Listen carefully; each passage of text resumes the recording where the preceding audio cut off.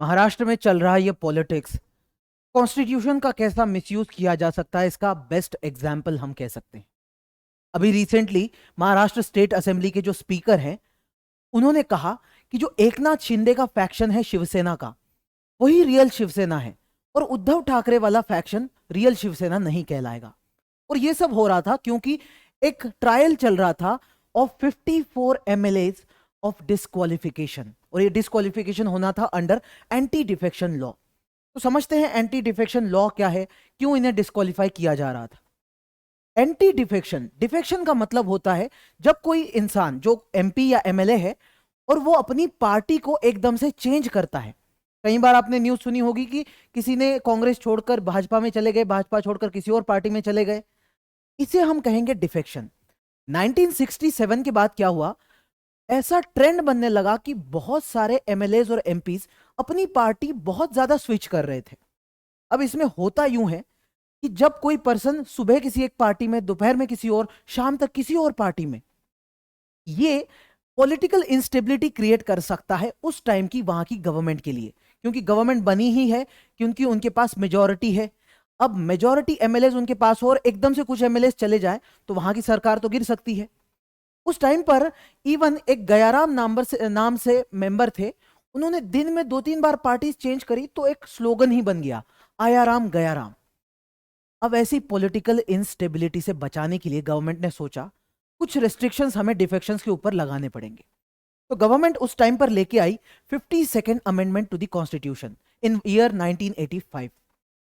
इस अमेंडमेंट ने 10th schedule add किया हमारे कॉन्स्टिट्यूशन के अंदर, और वो 10th शेड्यूल स्पेसिफिकली बताता है कि ऐसे कौन सी केसेस होंगी जिस केस में हम आपको डिस्क्वालीफाई कर सकते हैं, वो एमएलएज हो या फिर एमपीज हो। अब वो केसेस है क्या। नंबर 1, इट सेज अगर कोई मेंबर अपनी पॉलिटिकल पार्टी को वॉलंटरीली छोड़ देता है, अगर वो छोड़ देता है उस केस में भी उसे डिस्क्वालीफाई किया जा सकता है। दूसरा, अगर पार्टी ने आपको कोई इंस्ट्रक्शंस दी हो और आपने वहां लेजिस्लेचर में जाकर अपनी पार्टी के अगेंस्ट वोट कर दिया, उस केस में भी डिस्क्वालीफाई किया जा सकता है अंडर एंटी डिफेक्शन लॉ। दूसरा केस इसमें बताया गया है जब कभी कोई इंडिपेंडेंट लड़के आता है, ना किसी पॉलिटिकल पार्टी से उसका कोई लेना देना, ऐसा इंडिपेंडेंट एमएलए या फिर एमपी अगर कोई पार्टी ज्वाइन करता है आफ्टर गेटिंग इलेक्टेड, तो ऐसे पर्सन को भी डिस्क्वालीफाई किया जा सकता है।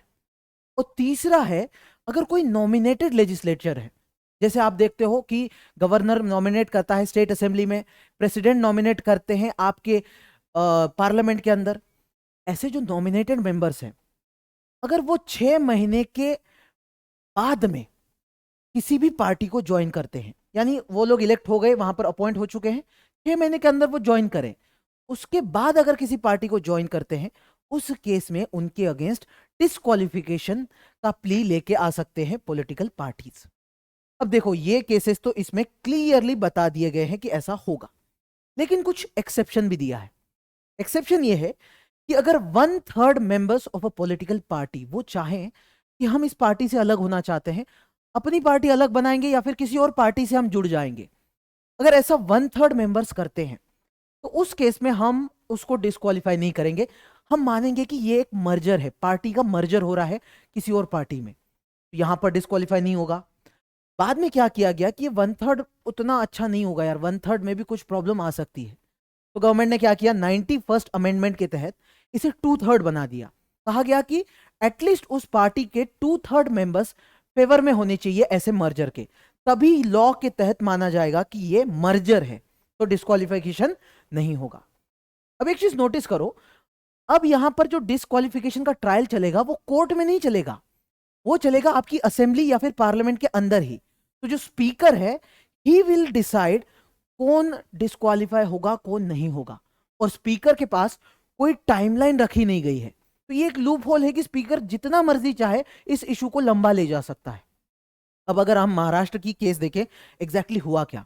महाराष्ट्र में शिवसेना नाम की जो पार्टी है, उसमें ये 2 लीडर्स दिखेंगे, उद्धव ठाकरे और एकनाथ शिंदे। वैसे तो पहले उद्धव ठाकरे लीड कर रहे थे इस पार्टी को, और वो खुद चीफ मिनिस्टर थे, लेकिन जब ये चीफ मिनिस्टर थे तब 2022 में ये पार्टी स्प्लिट हो गई, और यहां एकनाथ शिंदे ने कहा कि हम अलग बना रहे हैं अपनी जो शिवसेना है, और इन्होंने फिर अलायंस करी बीजेपी के साथ टू फॉर्म द गवर्नमेंट। अब हुआ ये, इस जैसे ही एकनाथ शिंदे ने कहा कि हम अलग से चलेंगे, जो चीफ मिनिस्टर है उनको गवर्नर ने बुलाया, कहा आप फ्लोर टेस्ट कराओ। फ्लोर टेस्ट का मतलब होता है कि आप असेंबली में जाके प्रूव करो कि आपके पास मेजोरिटी है। देखो, गवर्नर फ्लोर टेस्ट के लिए किसी को तभी बुलाता है जब गवर्नर को थोड़ा डाउट हो कि आपके पास मेजोरिटी है या नहीं है। जब लगे कि नहीं है शायद मेजोरिटी, तभी बुलाते हैं। अब इस केस में गवर्नर ने बुलाया, लेकिन कोई फ्लोर टेस्ट हुआ ही नहीं। उद्धव ठाकरे ने उससे पहले ही अपनी पोस्ट से रिजाइन कर दिया। अब उसके बाद हुआ ये, उद्धव ठाकरे के हटने के बाद एकनाथ शिंदे बन गए चीफ मिनिस्टर। और इसके विपरीत हुआ ये कि उद्धव ठाकरे ने अपनी पार्टी में एक ऐसा रेजोल्यूशन लाया जिसमें इन्होंने बताया कि एकनाथ शिंदे हमारे लीडर नहीं है। अब आपको पता है, पार्लियामेंट हो या स्टेट असेंबली, जो पार्टी मेजोरिटी में है उनकी पार्टी का लीडर ही वहां पर आप देखते हो कि बन जाता है चीफ मिनिस्टर या प्राइम मिनिस्टर। तो इन्होंने उन्हें हटा दिया। उसके अगेंस्ट जो एकनाथ शिंदे का फैक्शन है, उन्होंने भी एक रेजोल्यूशन पास किया। उन्होंने कहा कि हमारे लीडर तो एकनाथ शिंदे ही है। अब इसके साथ साथ और एक चीज हुई, इन्होंने अपनी पार्टी का एक नया व्हीप भी बिठा दिया। व्हीप क्या होता है? व्हीप एक बहुत इंपॉर्टेंट पोस्ट है इन अ पॉलिटिकल पार्टी। एक ऐसा पर्सन होता है जो ऊपर की लीडरशिप है, उनके डिसीजंस को जो सारे के सारे एमएलएज एमपीज हैं उनको कम्युनिकेट करता है। अगर व्हिप ने कोई बात कही है कि आज आपको जाना है असेंबली में और ये जो बिल आ रहा है उसके अगेंस्ट वोट करना है, तो सारे के सारे मेंबर्स को वैसा ही वोट करना पड़ेगा। आप व्हिप की कही बातों के अगेंस्ट नहीं जा सकते। अगर जाते हो, that will become a ground for disqualification under anti defection law. अब जो उद्धव ठाकरे की साइड है, उन्होंने कहा कि जो हमारे व्हिप की बात है वो एकनाथ शिंदे के फैक्शन ने इग्नोर करी है, और क्योंकि व्हिप को वायलेट किया गया, आपके अगेंस्ट हम डिस्क्वालिफिकेशन चलाएंगे। तो ये जो हम देख रहे हैं अलग अलग एमएलए के अगेंस्ट डिस्क्वालिफिकेशन का प्ली चला, वो एकनाथ शिंदे वाले फैक्शन के अगेंस्ट ही चल रहा था। अब इसके अगेंस्ट शिंदे वालों का क्या कहना है? उन्होंने कहा कि ऐसा कोई व्हिप का इंफॉर्मेशन हमें मिला ही नहीं। अब रादर इन्होंने एक लूप होल का यूज किया जो कॉन्स्टिट्यूशन में चल रहा है। देखो, जो 10th शेड्यूल बताया गया है उसके रिलेटेड एक केस हुई थी, नबाम रेबिया केस। उस केस में बोला गया था सुप्रीम कोर्ट द्वारा कि अगर किसी स्पीकर के अगेंस्ट ही डिस्क्वालिफिकेशन का इशू चल रहा हो ऑलरेडी, तो वो स्पीकर दूसरे किसी डिस्क्वालिफिकेशन के इशू के ऊपर अपना डिसीजन दे नहीं सकता। क्योंकि नेचुरली हम क्या कहते हैं कि आप, अगर आपकी ही क्रेडिबिलिटी पे सवाल हो तो आप कैसे डिसीजन ले सकते हो। तो क्या किया गया, एकनाथ शिंदे के फैक्शन ने स्पीकर के अगेंस्ट ही डिस्क्वालिफिकेशन का ट्रायल चलवा दिया। इसकी वजह से हुआ ये कि अब स्पीकर खुद डिसीजन नहीं ले सकते ये एमएलएस के डिस्क्वालिफिकेशन के ऊपर। तो एक डेडलॉक बन गया। अब जैसे डेडलॉक बना तो मैटर पहुंचा सुप्रीम कोर्ट के पास। सुप्रीम कोर्ट ने काफी हद तक इन्वेस्टिगेशन करने के बाद अपना डिसीजन सुनाया। पहली बात जो डिस्क्वालिफिकेशन की है उसके रिलेटेड सुप्रीम कोर्ट ने कहा कि देखो, कोर्ट तो इसके अंदर इंटरफियर नहीं कर सकता क्योंकि ये पूरी की पूरी ताकत स्पीकर के पास होती है। तो स्पीकर ही डिसाइड करे क्या करना है। स्पीकर ने रादर जो शिवसेना पार्टी का कॉन्स्टिट्यूशन है, उनका अपना कॉन्स्टिट्यूशन होता है पार्टी का, उस कॉन्स्टिट्यूशन को आप रेफर कर सकते हो एंड गिव योर डिसीजन। और अभी जो रीसेंट डिसीजन आया है वो इसी सुप्रीम कोर्ट के कहने के बाद आया है। तो इन्होंने क्या कह दिया कि जो एकनाथ शिंदे का फैक्शन है वही रियल शिवसेना है। दूसरा, सुप्रीम कोर्ट ने कहा था गवर्नर के बारे में। गवर्नर ने जो फ्लोर टेस्ट बुलाई थी, सुप्रीम कोर्ट ने कहा यह गलत था। आपके पास कोई ऑब्जेक्टिव मटेरियल एविडेंस हो तभी आप बुला सकते हो। आपने मनमर्जी फ्लोर टेस्ट बुला दी, यह बात गलत थी।